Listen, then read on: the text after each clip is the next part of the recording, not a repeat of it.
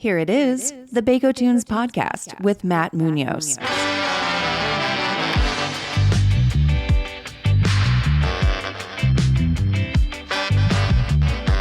Audio brought to you by Chain Cone Clark.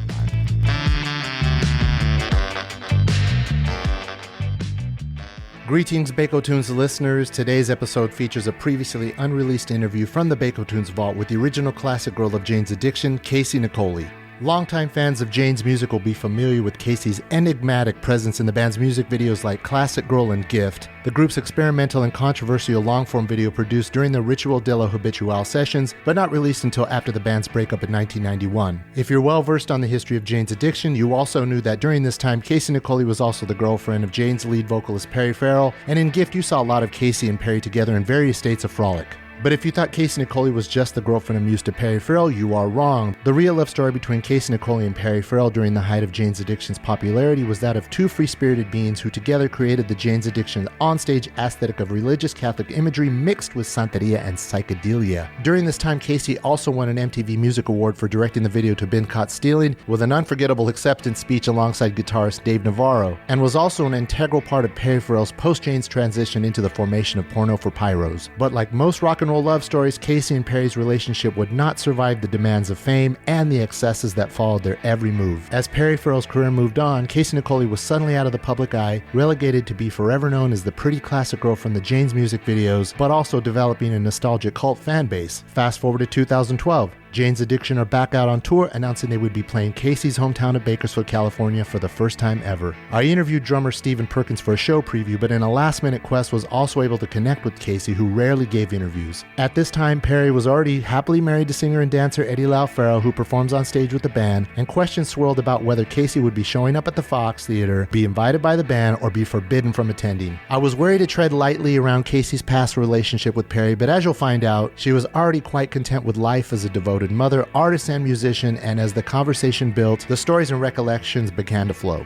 Her rock and roll life was in the past, and at the time of our interview, she was working on a book about her life that, as of 2022, has not been published. Over the years, I have stayed connected with Casey via her social networking accounts, OG Classic Girl on Instagram, where she posts regularly about her life and creative endeavors. She's a really sweet human being, and I'm grateful she gave me permission to release this interview in its entirety. Definitely something for the fans. So let's get to it. Here's the original Classic Girl, Casey Niccoli, on the Bakotunes podcast.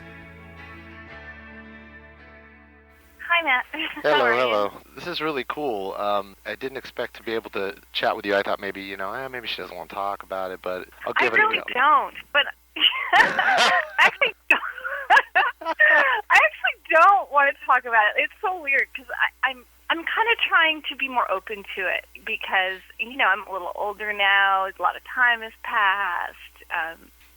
I'm just more secure with my life. I'm writing a book right now, and a lot of, things are coming up about the band, and of course through Facebook and stuff. I have so many people that reach out to me, and fans and people that really sing my praises and make me feel good, that I really am just doing this for them and kind of the bigger picture, not necessarily because I need the attention, and also because it's Bakersfield and it's such a, that's always going to be close to my heart. That's where I'm from. That's, I don't think they've ever played there, have they? No, this is the first show.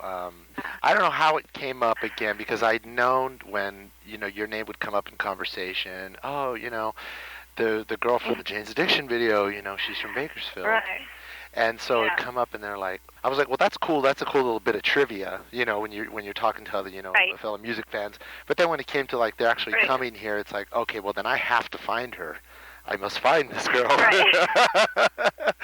So when I did all things, and I've seen you in all the videos and everything like that, and the little backstory. When did you meet the band?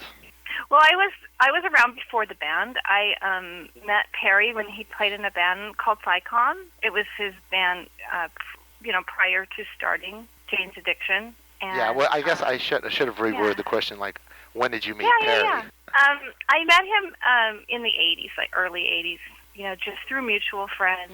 He lived in a big house with a lot of musicians, and I was dating a drummer that had band members that lived in his house. So, we had a lot of mutual friends. We all hung out in the music scene in LA, and our paths crossed at one point, and it was just love at first sight kind of thing, Well, yeah, I can imagine. I mean, that's what everybody gather. I mean, that's what I still gather when I see those videos. I'm like, man, there's definitely a love story here, and it's not your average love story, obviously, and it's such a great time in music. So you were born and raised in Bakersfield, and you went to Highland, and yes, I did. Yeah. So when year did you graduate? I can't tell that. I can't tell you that. No, it's secret information. Is it because you think I'm going to? Look, I won't ask you what your age. No, Houston. I don't like to talk about my age. I like to think of myself much younger. So.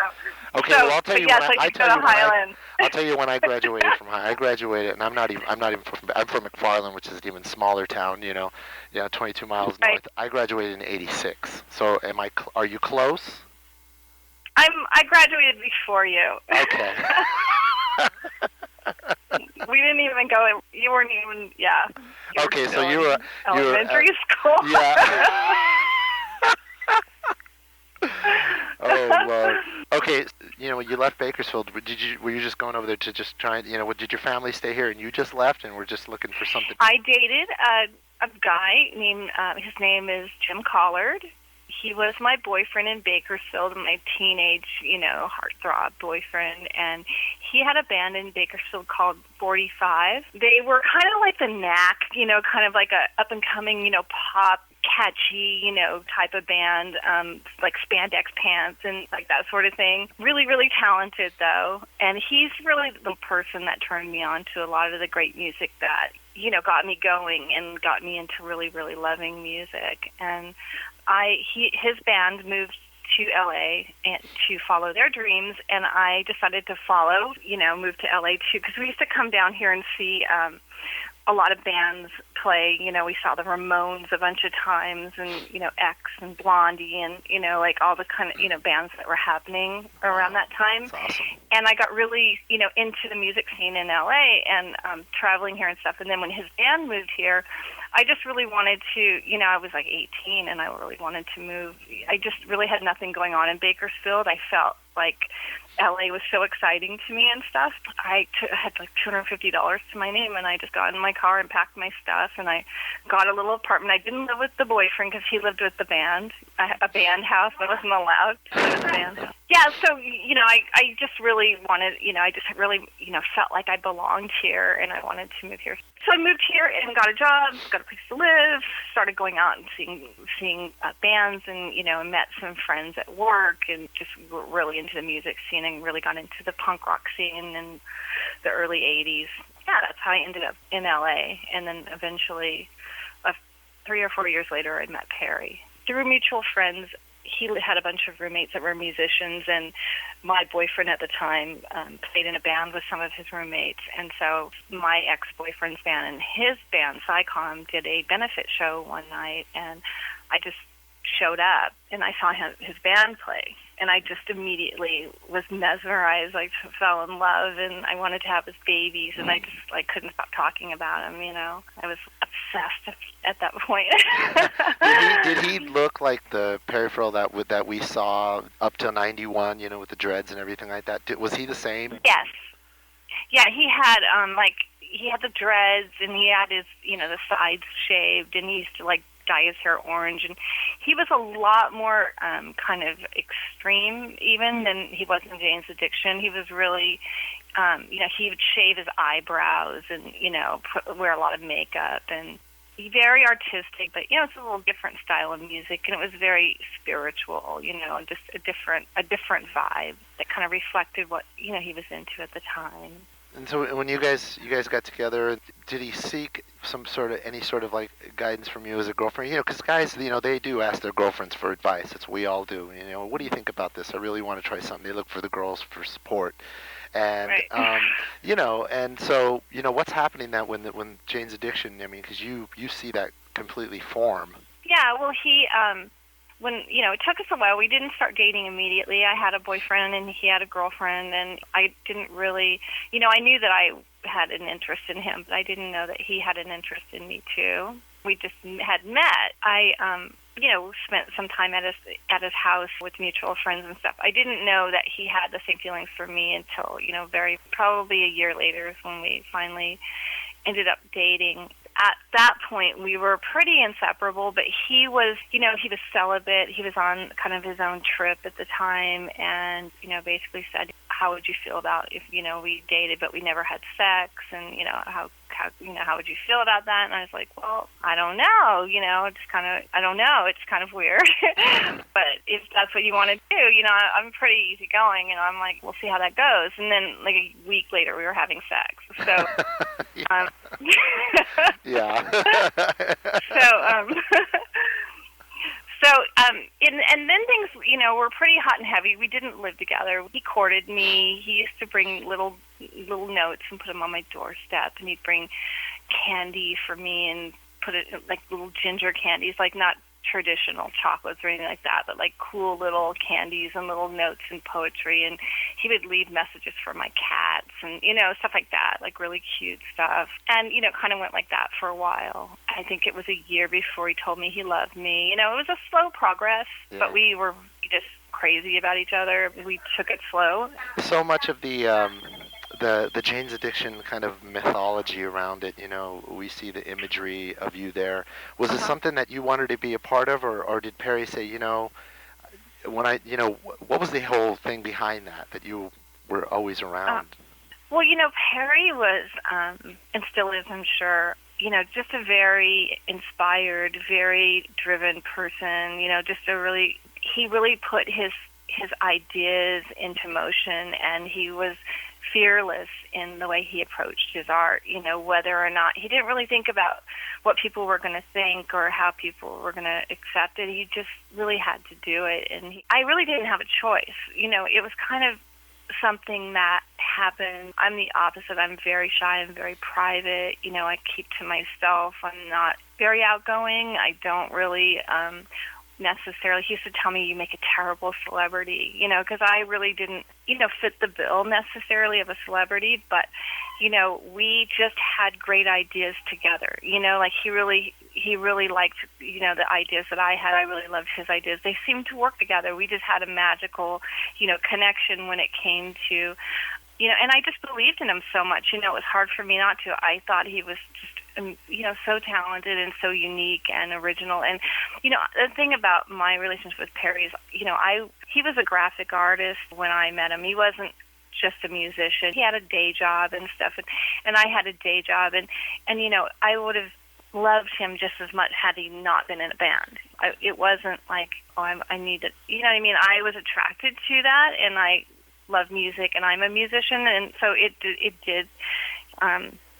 We just clicked. We just clicked. You were there before. You were there before the fame and everything like that. So. Yeah, way before the fame. A few years before the fame, and with Psycom, with this band Psycom, he just really felt he couldn't express himself. He wasn't really going where he wanted to go, and he felt like he had to kind of stay in this style of music that he had grown out of. He'd been, kind of enlightened in other areas in his life, and he'd been exposed to other music, and he evolved, and he wanted to do his own thing. He was ready to have his own band. With Psycom, I think he auditioned and became the singer. He didn't get to call the shots, so he really felt musically like he couldn't really express himself the way he wanted to, that he was always making compromises. So when he decided to start the band, he put the ad on Craigslist and started interviewing kinds of, crazy musicians, and he went through a lot of people. He just kept going. He got a lot of duds, had a few people that didn't work out, but he was a really hard person to work for a musician, because he wanted things, he had his vision, he wanted it his way. And so eventually he ended up saying, I need to find musicians that are a lot younger, that I can mold, that I can, the seasoned veterans tended to have too much ego. A lot of the musicians that he tried to play with, they wanted to have more creative input. Not that his band didn't have creative input, because they did, but it just seemed like with the younger musicians. You know, obviously when he met Eric, you know, that had a lot to do with how his sound, you know, was defined. Had it not been for Eric, he wouldn't have met Stephen and Dave, because they were all, you know, connections through Eric. And when you saw the group come together, I'm sure you went to their first show. How was the band received the first time? Were they just playing in front of friends, or were they just in front of strangers? You know, they received pretty well early on. I mean, they played a lot of clubs, but they were fortunate enough to play some of the better clubs. They kind of almost instantly became part of the scene. And also, Perry and I promoted our own shows, so we did a few shows where, you know, we'd get like a band that, you know, could draw a crowd and then like sell tickets and stuff. We did a couple, you know, where we rented our own venue and basically created our own scene, and that brought in a lot of people as well. So I'm not saying it was instant, but, you know, compared to a lot of other bands, you know, sometimes it's just timing. You're in the right place at the right time with the right group of people. And Perry was so motivated and driven. I mean, he was up at 6 o'clock every morning. He'd exercise. You know, he'd start calling radio stations in France. You know, like he just had such a, you know, passion and a drive to, you know, make something of his life. He really just had such a great belief in himself that you just didn't doubt him. You just didn't question what he did. When I was talking to Stephen, you know, I asked him, because I told him that the only time I ever got to see Jane's Addiction was the Relapse tour. I went to the Olympic. And when I was there, I was, you know, of course it's totally packed, it's sold out, and I walk in and there's Fishbones playing, and then when I sit down, I'm sitting, you know, in between, literally, I'm in between Keith Morris from Circle Jerks on my right, and then a bunch of the guys from 311 are there. And when the band comes on, to see their reaction, they just lit up. Yeah, musicians love Jane's Addiction. Yeah. Musicians love them. They were like a bridge. What I noticed is that it seems like Jane's Addiction was that bridge between the punk scene and the metal scene. So if you go punk, you can like them. If you're metal, you can like them too. Yeah. Yeah. What did you see? What were some of the things? You know, I just would love you to just share some moments from that, because he told me everything from a lot of the metal bands, when those shows were over at say midnight. He goes, our scene was starting at like 2 o'clock in the morning until. Yeah. So that's really what the way it was. Did. Yeah.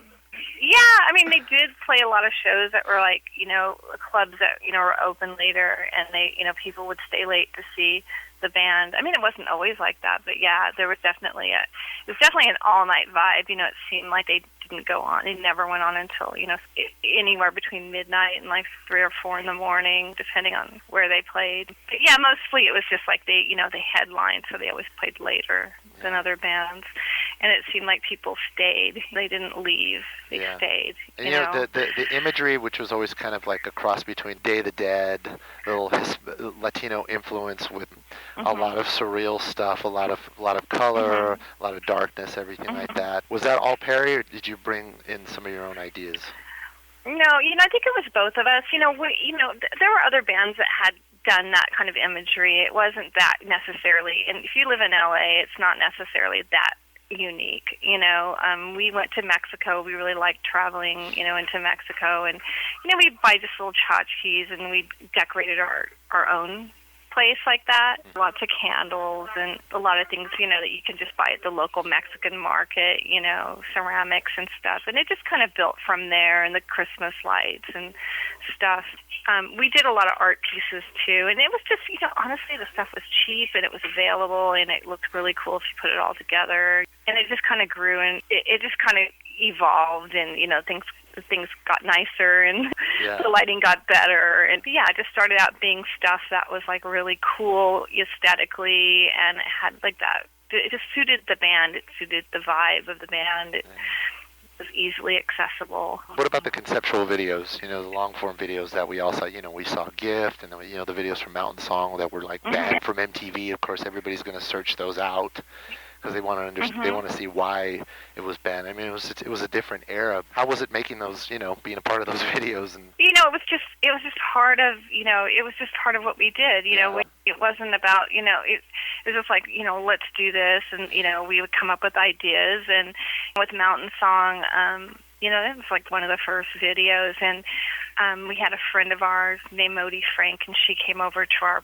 our storefront, where we had a little art studio storefront that we lived in, and she shot a bunch of, it was just very intimate. So Perry and I were like laying on a nude on a bed with flowers, and we shot, we had our own cameras, and we shot a lot of footage ourselves, and then we do like some footage at the live show and just piece it together, and it just seemed to work. It seemed to come together. That was really groundbreaking stuff back when those videos came out. Right. And, right. When you saw them, understand at the time it wasn't.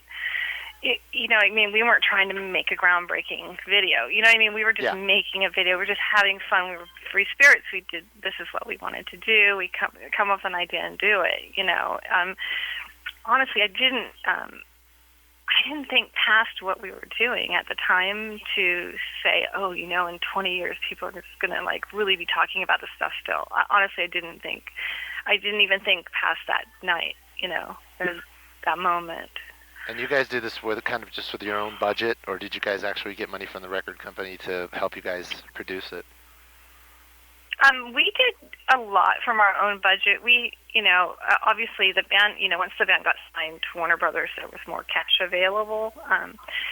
Triple X, it was just, we pretty much did it, DIY. There was very little, funding for any of the really early stuff. I think that when we did Soul Kiss, he was already on Warner Brothers, so we did have a little bit of a budget, but it was a really small. I remember it being like $20,000 or something was our budget for Soul Kiss. And I think Mountain Song was pretty much pieced together on even a smaller budget. It was pretty low budget.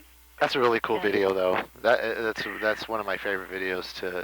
It brings back a lot of memories of what the first time you ever got to see Jane's Addiction live. You saw the video, you go, man, that's what that scene is like every night. I want to go to LA.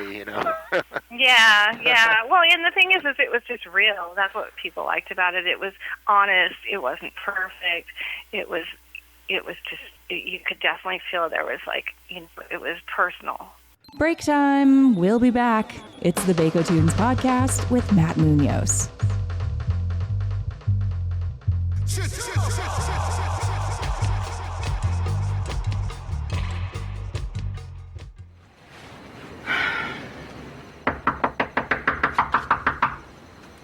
I wonder if this is even the right address. Are you sure they live here? Well, I'm kind of worried about her. She sounded awful over the phone. Nadine, look at this. Jesus Christ. Nadine, look at this.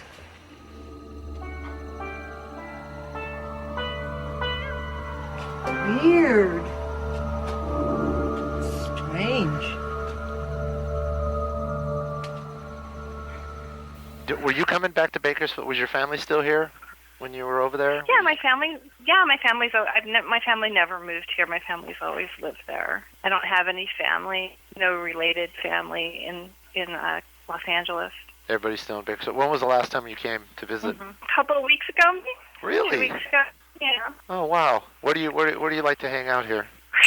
You like to go well, any... I don't really go like clubbing it there, No. Yeah, I don't get to go a lot, but I usually go to visit my mom, various relatives, but I might bring my kids to visit friends there too. We go to the races, we go out to, whatever, Bakersfield's kind of like a nice getaway from you sometimes. Let me get the time frame here. When did you meet Perry? Well, he was still in SciComm, so was that in the late 80s? No, that would have been 82. And then when did you guys split up? We split up in 93. Yeah. And was it just kind of like a natural breakup, or we read all the stories about is it because of drug abuse and stuff like that? It was just like relationship's over. Move on. I think it was a lot of things. Definitely fame changes people, and I'm sorry, my son's listening in on my conversation, so I can't really answer that. Oh, okay. Yeah. Okay, but so the band pretty much is broken up, and then they're kind of just wandering. Does Porno for Pyros? Did you see that formation happening at all? Yeah, I actually was involved in the early Poner for Pyros days. I helped audition the band members for that band. Perry quit Jane's Addiction. He needed to walk away from it. There were too many egos flying into it.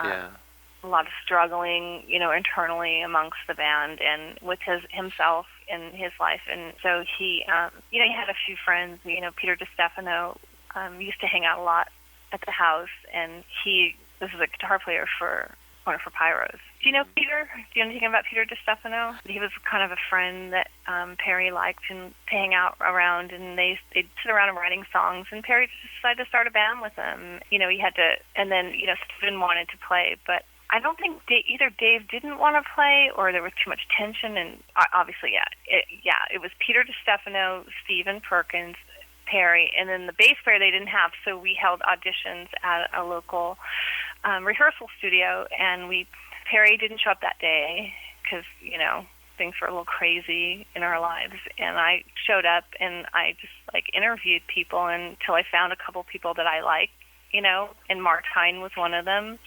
who ended up being, the bass player. He ended up eventually getting it. There were a few of them, and he was the one that Perry ended up picking.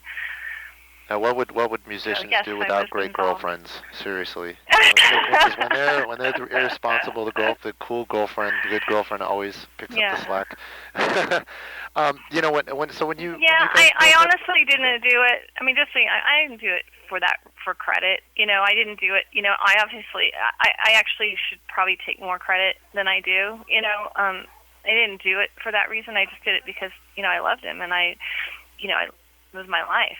Yeah. I wanted to do it. Was it a really bad breakup? Without saying too much, I mean, was it pretty bad? I think it could have been a lot worse.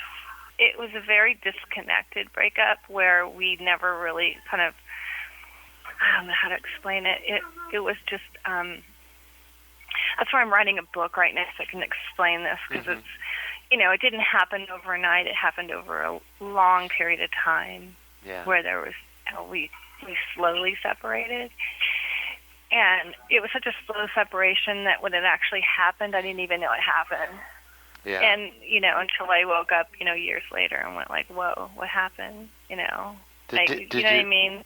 It wasn't, it wasn't like a fighting kind of breakup, it wasn't like, it wasn't bad as far as breaking each other's possessions, and, I never slandered him in public, I never sued him, I never, did all the things that, I could have done.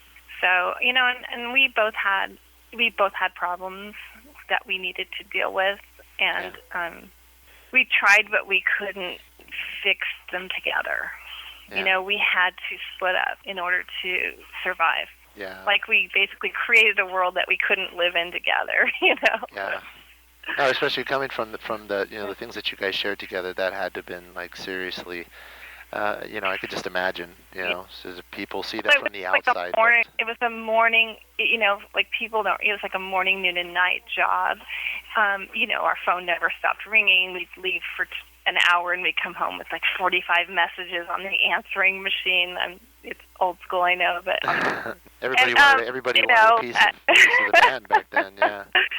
Yeah, and it just was, I had to not only be like the girlfriend, but I had to be, I had to be in charge of making sure he got where he needed to go, and he had what he needed, and I just, it was just too demanding. It was so stressful. So, the drugs were like the escape. That was how we had a vacation. That's how we shut the world out. And just a real quick, a couple things. But I don't want my Bakersfield peeps to know that part though. Oh yeah, no, yeah. No, it was my family. No, like I always just thought it was like in the past. Like I always wanted the band to play Bakersfield so I could, they'd play at my hometown, and now here it is.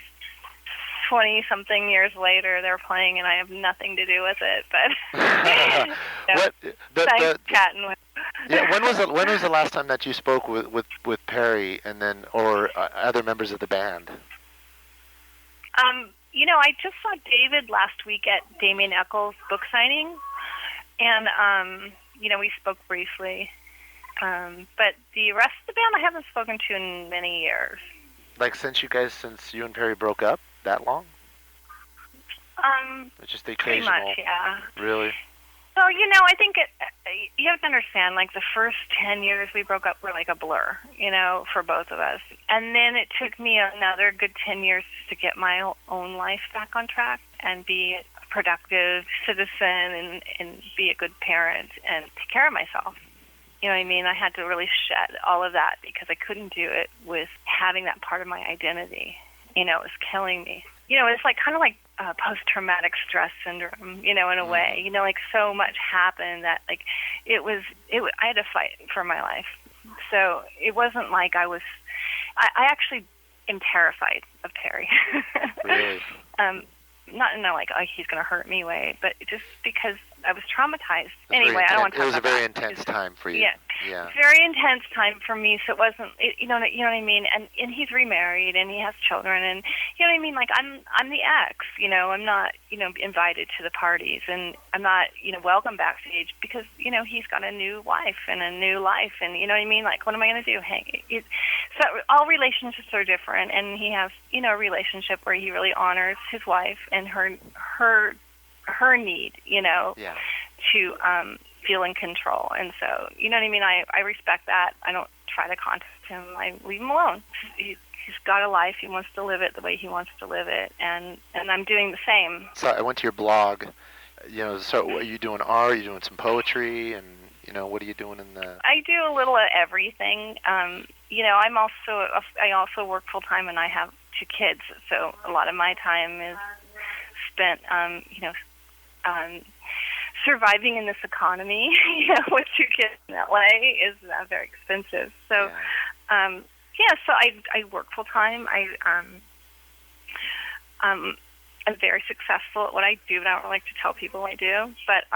But I also, do my art and play music. I do poetry. I make jewelry. I make art. I am, working on my story.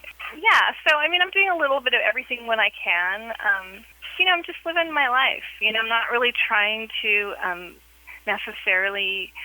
I want to do film again. There's a lot of things I want to do in my future and stuff, but, I'm kind of content with being me and not trying to put myself out there. I'm a little vulnerable at this point in my life, and I'm just taking it slow and creating when it feels right. Do a lot of people, like what happened with me, do they seek you out when something Jane's Addiction related comes up? Do they seek you out and try to find you? Yeah. I tell people, I honestly didn't know that I was famous until I got a Facebook in 2009 because I was so, separated from that. I just kind of didn't really invite that attention. And then I've just made so many great friends, and so many people have come to me and told me how I influenced their lives and their art and their music, and great artists that I've inspired and over years. So I'm more open to taking the credit for my part. Like I said, I'm not really trying to get into Club Free or anything like that. It's just enjoying my moment on this earth and accepting the compliments that I get. I think a lot of people tend to forget that we're talking about a human being. People, music fans, they romanticize about it, and they see the videos and they say, "Oh my God, it must have been so beautiful." But it is 2 human beings, and they do have feelings, and it is rough. And there's the beauty, and then there's the dark side. So we just absolutely. And the dark side, though, I've been really fortunate to help so many people with their own duties, in their own addiction process. And, those are the people that usually get an answer from me. The people that, want to know, if I still talk to Perry or, if I like the new album. I don't always answer those people. I try to be kind, but, you know what I mean? Like, sometimes people forget that it's been a long time. Yeah. And that. when was the last time you listened to Classic Girl? My coworker recently it was playing in his cubicle when I walked by, and then the other day Stop was playing in his cubicle, and I was like, is this like going to be all the time? Or, it just was random, that those two songs happen to be playing. So, you know what I mean? It's always going to be throughout my life. People post the video on my wall probably twice a month, as if I don't know. Yeah. You know what I mean? Yeah. And they always, because a lot of times people just wanted people to know that they know me or that they're, you know what I mean? They tag me on that kind of stuff. Mm-hmm. And, and I take it with the sense of humor. I don't delete it or anything like that. I'm, part of my life. And, like I said, I'm trying to embrace it more because I'm not looking to score off of it. You know what I mean? Like, it's really genuine. It's nice to be liked, feels good. Absolutely. You know what I mean? What am I going to do? Be a bitch about it? It's great. Yeah, you know what I mean? yeah. People love it. It's just nice. It's not a bad thing. And really, for all I went through, that's my payback, When you're talking about the book, I mean, is it just, when could we possibly see that? Maybe in 5 years, 10 years? I have a 2-year plan. And it's in the works, and I spend many hours a week on it. It's priority over other things I kind of want to do, but, you know what I mean? I have to focus on it if I want it to happen. For me, the book it's not about the band, it's not a tell-all or anything like that. It's just, it's a love story, and it's about my life, and, and that's a big part of, what people want to know, and, where I came from, and the questions you asked, people ask that stuff, but I want to tell the stories and the details, but not to make myself look good, just to tell my story. I have a lot of animals, and I have a lot of children named after me. Really? Which is very sweet. Yes, and I get to see the pictures all the time, and, I have a lot of young girls that I'm who they were named after. You know what I mean? Like, how do you deal with that? Like, people name their children after you. It's like, it feels, like quite a bit of responsibility that I want those children to think I'm pretty cool, I don't want them to feel like they got gypped because they got named after me, So. Well, I thank you so much for spending this much time with me and sharing all this. Yeah. This is great. Yeah, no, I got to tell you, though, the Fox Theater is so cool. It's one of my favorite theaters, and when in the 60s, my dad used to manage that theater. Really? So he used to, manage, we had our own movie theater in Tehachapi, but he managed the Fox Theater, back in the 60s when I was a little girl. What was his name? Joe Niccoli. Yeah, well, this was, I think, back when it was just a movie theater, but I think they had, like, little shows and stuff then, too. I can't remember, obviously I was really young, but yeah, he used to manage that theater. Yeah. Listening to Ritual in college, and the next thing you know, I'm talking to the classic girl on the phone.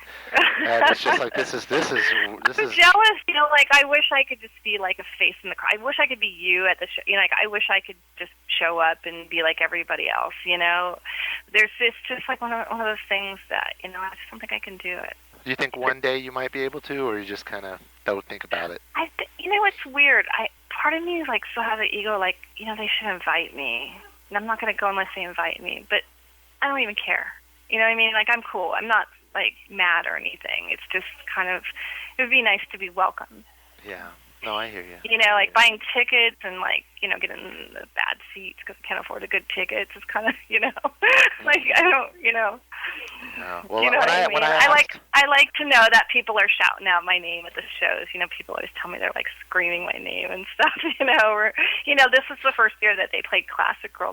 Perry was a lot of songs Perry wasn't allowed to play. Mm-hmm. A lot of the songs about me, and so this is the first year they're playing some of my songs. Wow. So that's cool. No, absolutely. Yeah, no, so maybe things are changing, Maybe one day, you never know. Yeah, well, if they get inducted in the Rock and Roll Hall of Fame, I mean, right then, you should be accepting the award. Like, well, if it wasn't for me. Yeah, there's been a few awards, yeah. Like, I'm invited to any. It's okay. You know what? It's, I'm not, like, maybe if I made a big deal about it or something, but it's all right. It really doesn't matter. Like, I had my time. I'm happy with what I did. I did my part. Sometimes less is more, Sometimes you just got to get out get out while, things are good. And I'm happy with my exit plan. I think it worked perfect for me, you know. I asked Steven about you. I said, well, what do you remember, and his thing was just like, we were just surrounded by, there was just so many beautiful people that kind of came in and out of my life that when I think back, one of the things he said was like, he said that, you and Perry, and then he would say like, he goes, when I visualize it, I see this house where like Darren Peligro from the Dead Kennedys was living near them, and then like everybody was just part of the scene, and you just say all these people, and I mean, and he didn't say anything bad. It was just like, he was just like, just like we just all these beautiful people that came through our lives, and if they hadn't have come through, we wouldn't be here now. He gets it. He's a sweet man. He's a very sweet man. So, I couldn't imagine him ever saying word about anybody, to tell you the truth. Very, very classy man, Definitely. All right, okay, bye-bye. Take care, bye-bye. A classic girl indeed, who is living quite well and happy in 2022. Did you know Casey's daughter, Poppy Jean Crawford, is also a popular singer-songwriter in Los Angeles? Check out her music and videos online, and keep an eye out for the upcoming music video collaboration between Casey and Poppy Jean that recently won first place in the National College Media Association's Film Festival in Washington, D.C. That winning video and new music from Poppy Jean Crawford will be released in January. If you want to follow but not stalk Casey's social account with your Jane's Addiction fandom post, her handle is OG Classic Girl on Instagram. All right, señores y señoras, thanks for listening. The Bakotunes podcast with Matt Munoz. New episodes every week. And for the latest, be sure to follow us at Bakotunes on Instagram and Twitter. That's BAKOTUNES. And be sure to like us, rate us, comment at us, and don't forget to subscribe. We'll be back next time.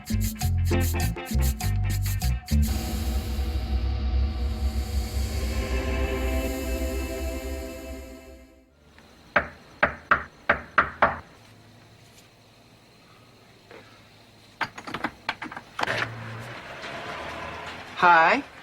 Hi, You Liz. must be Perry. I'm Nadine. Hi, Nadine. Yes, I'm Casey's mother's friend from Bakersfield. She sent these Hi. down for Casey. Oh, that's... Where that's is nice. Casey? When I talked to her on the phone, and she sounded kind of funny. Is she all right? Is she here? She's not here. I don't even know where she went. She left a note for me. But, she should be home. I don't know. What time is it? It's around 10 o'clock. Oh. Well, she should be home pretty soon. I could tell you called or came by. Okay, yeah, her mother sent this down for her. These are nice. Thank you. Yeah. What are these? What are they? I think they're dishes or something, yeah. Oh. All right, I'll tell her that you called. Or came by. Okay. Yeah. Yeah, could I come in and use your bathroom? My bath. It's It's actually, to tell you the truth, it's really dirty. If you want to hang on for a second, That's all right, I don't I'll mind. clear it out for you. Come on, can't you wait till we get home? To Bakersfield?